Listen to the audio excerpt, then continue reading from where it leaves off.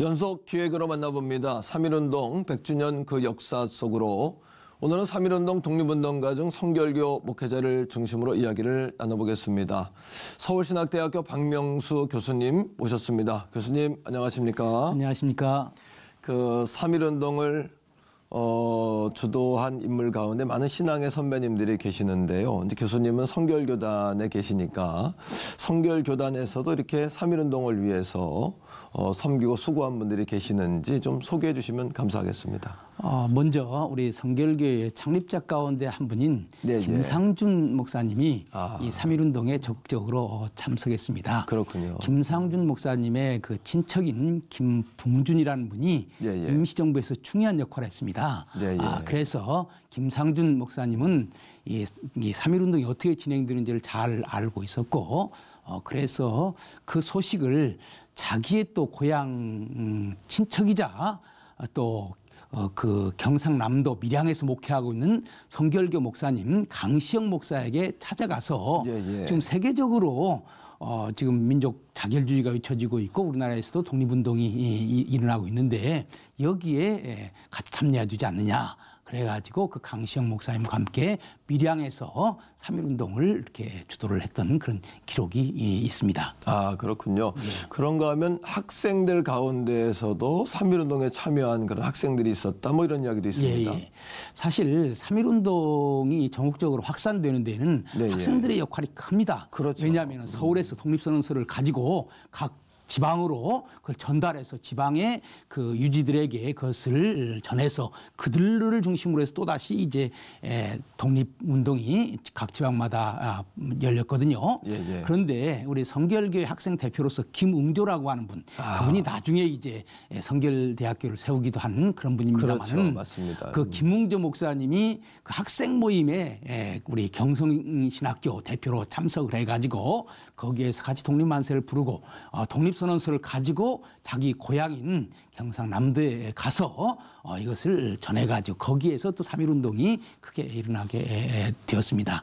그래서 거기에서 이제 잡혀서 또 옥고를 치르기도 하시고 그런 일들이 있습니다. 아, 그렇군요. 그런가 하면 3.1운동을 주도한 분들 가운데는 또 여성 지도자들도 있는데 성결교단에도 그런 여성 지도자들이 있었는지 궁금합니다. 그러면요.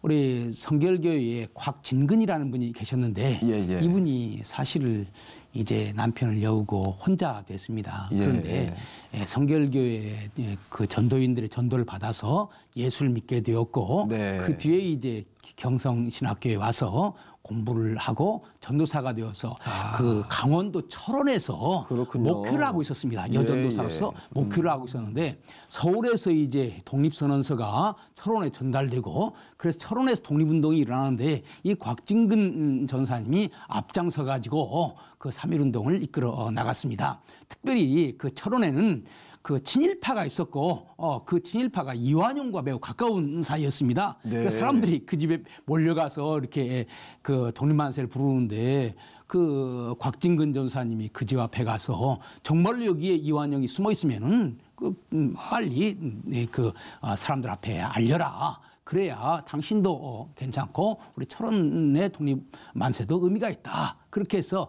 철원의 독립운동의 그 주역으로서 곽진근 전사님 이분이 또 전도왕으로도 유명합니다. 얼마나 전도를 많이 했는지 몰라요. 그러니까 우리 성결교회의 예전사님들은 전도도 열심히 하고 나라를 위한 애국운동도 열심히 한 것이죠. 말씀을 들으면서 가슴이 막 뜨거워지는데요. 그 3.1운동에 참여하고 주도했던 분들 가운데는 또 외국인 선교사님들도 있지 않겠습니까? 사실 이거 매우 중요한 것입니다. 사실 1919년 3월 20일경에 우리 성결교회의 그 당시에 가장 대표적인 인물이 존 토마스 감독입니다. 대동강에서 숨진 토마스는 노버트 토마스고 이분은 존 토마스입니다. 혼돈하면 안 됩니다. 그런데 이분이 그 충남 강경으로 교회 짓는 문제를 위해서 시차를 내려갔습니다. 그래서 이제 교회 그 지을 터를 보고 그 다음에 이제 산을 향해서 올라가고 있었는데 왜냐하면 높은 곳에서 봐야 어떤 지역인지 알 수 있기 때문에 그러는 거죠. 그래서 이제 산에 올라가서 보려고 그러는데 그때 이제 우리 한국 사람들이 독립만세를 부르고 산으로 넘어갔습니다. 그렇군요. 그 뒤에 이제 일본 경찰이 따라왔어요. 그런데 한국 사람들은 도망가고 선교사가 있으니까 이분이 독립운동을 주도한 줄 알고 이분을 구타했습니다. 그런데 이제 이 당시에 그 일본 경찰은 미국 사람을 싫어했습니다. 그런데 이 토마스 선교사는 미국 사람이 아니라 영국 사람이거든요. 그렇죠. 그래가지고 영국 외무성이 이 문제를 중요하게 취급을 했습니다. 그래서 조선 총독부에 대영 제국의 선교사를 이렇게 아무런 근거 없이 구타했다고 하는 것은 이것은 일본이 정식으로 사과하고 정식으로 배상을 해야 되는 일이다. 그래가지고 그 당시에 5,000엔 상당히 큰 돈입니다. 그렇군요. 5,000엔이라는 돈을 말하자면은 그 배상을 했고 그 돈의 일부를 가지고 강경성결교회를 지은 것입니다. 그리고 이 토마스는 우리 한국 사람들이 일제치하에서 어려운 일을 겪고 있는 것을 매우 가슴 아파했고 네. 영국과 더불어서 일본이 함부로 해서는 안 된다.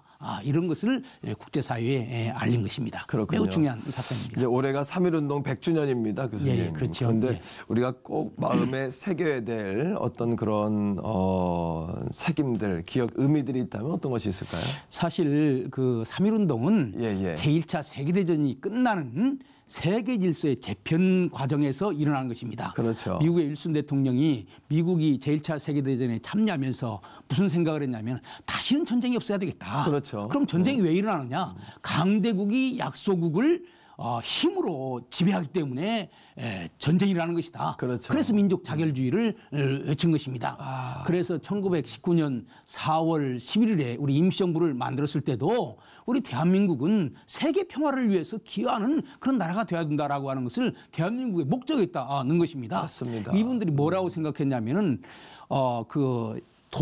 당시 독일이 유럽의 평화를 해치는 것처럼 아시아에서는 일본이 아시아의 평화를 해친다. 네, 예. 일본이 한국을 점령을 하게 되면은 한국 사람들은 슬프게 되고 그러면은 아시아가 평화를 해칠 수밖에 없다. 그래서 한국을 독립시켜주는 길이 아시아의 평화를 가져오는 길이다. 이렇게 외쳤던 것이거든요. 그래서 3.1운동을 단지 독립운동으로만 생각하지 말고 범세계적인 그런 차원에서 3.1운동을 해석할 필요가 있다. 이런 생각입니다.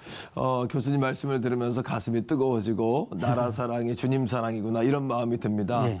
선배들이 가셨던 길이 우리가 가야 될 길이 아닌가 하는 마음을 다시 한번 가지면서 오늘 이렇게 나와주셔서 감사하고 귀한 말씀 고맙습니다. 감사합니다. 감사합니다.